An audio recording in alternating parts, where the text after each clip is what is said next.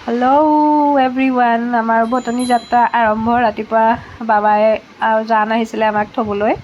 তাৰপিছতে আমাৰ ফ্লাইট 2:30 বজাত আমাৰ ফ্লাইট আছিলে। আমাৰ অসম এৰি পুনৰ উৰিষ্যা যাত্ৰা। যাবলৈ মন নাযায়, তথাপিতো যাবতো লাগিবই, উপায় নাই।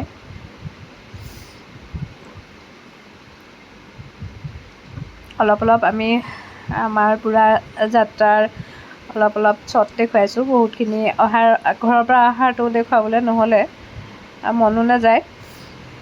আৰু ৰাস্তাত আমি ক'ত কেনেকৈ যাবলগীয়া হ'ল, আৰু মাজত আমি এয়াৰপৰ্টৰ পৰা ৰেলৱে ষ্টেচনলৈ কেব বুক কৰিবলগীয়া হৈছিলে। সেইখিনি শ্বটো ৰাখিব পৰা নগ'ল বাৰু।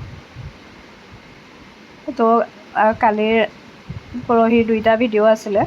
আমাৰ টাইম লাগিলে, নহ'লে আমি বৃহস্পতিবাৰে ৰাতিপুৱা আমি ইয়াত পাই গ'লোহেঁতেন উৰিষ্যা। লেট হোৱাৰ বাবে বৃহস্পতিবাৰে আমি 6:30 বজাত উৰিষ্যা পালোহি।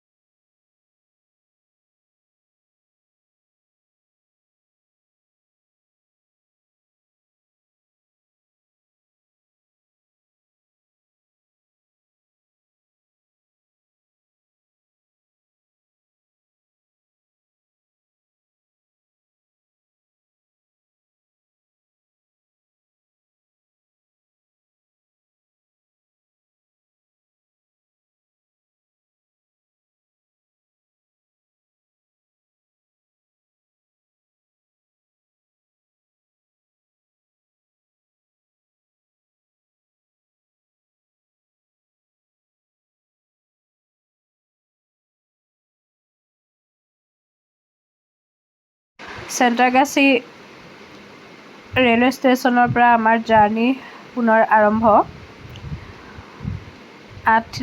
ৰাতি 8 বজাত আছিলে ট্ৰেইন, কিন্তু ট্ৰেইন লেট হোৱাৰ বাবে আমাৰ 6:30 বজাত আমাৰ জাৰ্ণি আৰম্ভ হৈছিলে।